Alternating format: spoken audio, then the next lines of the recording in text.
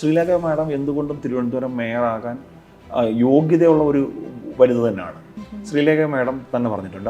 മാഡത്തിന് അതിൻ്റെ വാക്ക് കടമെടുത്തു കഴിഞ്ഞാൽ ഞാൻ BJP രാഷ്ട്രീയം വന്നിട്ട് 1.5 വർഷമായിട്ടുള്ളൂ. ഞാനിത് പഠിച്ചുകൊണ്ടിരിക്കുകയാണ്. അപ്പോൾ എനിക്ക് കൂടുതൽ രാഷ്ട്രീയം എനിക്ക് വശമില്ല എന്ന് അവർ തന്നെ പറഞ്ഞിട്ടുണ്ട്. പിന്നെ ശ്രീലേഖ മാഡം എന്തുകൊണ്ടും തിരുവനന്തപുരം മേയറാകാൻ യോഗ്യതയുള്ള ഒരു വനിത തന്നെയാണ്. ഒരു അത്രയ്ക്ക് സ്കിൽഡായിട്ടുള്ള ഒരു വനിത തന്നെയാണ്. പക്ഷേ പാർട്ടി പരിശോധിച്ച സമയത്ത് മുഴുവൻ സമയം കൊടുത്തുകൊണ്ട് തിരുവനന്തപുരം കോർപ്പറേഷനെ സേവിക്കാൻ സാധിക്കുന്ന അല്ലെങ്കിൽ രാഷ്ട്രീയ പരിചയമുള്ള PV രാജശേഖരനെ പോലുള്ള ഒരു മേയർ വരണം എന്നുള്ളത് പാർട്ടി തീരുമാനമാണ്. അർഹതപ്പെട്ടവരാണ് ഇവരെല്ലാവരും. ഞങ്ങളുടെ 50 കൗൺസിലർമാരും ഇതിന് അർഹതയുള്ള ആൾക്കാരാണ്.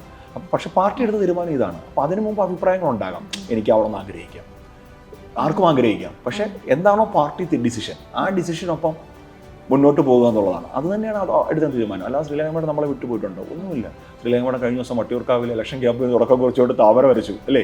അതൊക്കെ നടക്കുന്നുണ്ട്. അപ്പോൾ ഇതൊക്കെ വെറുതെ ഇങ്ങനെ ആൾക്കാർ പറയുന്നത് BJP എന്തോ ഗ്രൂപ്പീസമാണ് വിഷയം. BJP ഒരു ഗ്രൂപ്പീസും ഇല്ല. ഞങ്ങളെ സംബന്ധിച്ച് ഞങ്ങൾക്ക് ഒരു കാഴ്ചപ്പാടേ ഉള്ളൂ. ഞങ്ങൾക്ക് അധികാരമൊന്നുമില്ല കേരളത്തിൽ. ഞങ്ങൾക്ക് കേരളത്തിൽ അധികാരത്തിലേക്ക് വരണം. അധികാരത്തിലേക്ക് വന്നു പറഞ്ഞാൽ ഞങ്ങൾക്കൊന്നും സാധിക്കാനില്ല. ഈ കേരളത്തിൻ്റെ ദുരവസ്ഥ എല്ലാം മാറ്റി എഴുതണം. കേരളത്തിനെ ഒരു വികസിത കേരളമാക്കി മാറ്റാൻ അതാണ്. അല്ലാതെ വെറുതെ ഇങ്ങനെ ആൾക്കാർ പറയുന്നത് ഗ്രൂപ്പീസും ഉണ്ടെന്ന്. നോക്കൂ, VV രാജേഷിനെ പറ്റി ആർക്കും ഒരു പരാതിയില്ലേ? എത്ര നല്ല മേയറാണ് അല്ലേ?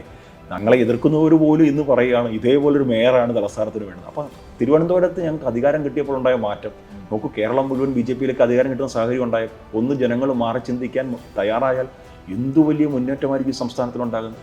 ഒന്ന് രാജ്യം ഭരിക്കുന്ന ഗവൺമെൻറ്റിൻ്റെ അകമഴിഞ്ഞ പിന്തുണ, ഈ നമ്മുടെ സംസ്ഥാനത്തിൻ്റെ ധാരാളം ഡെവലപ്മെൻറ്റ് ഇഷ്യൂസ്, ഇതൊക്കെ പരിഹാരം ഉണ്ടാക്കാൻ പറ്റും.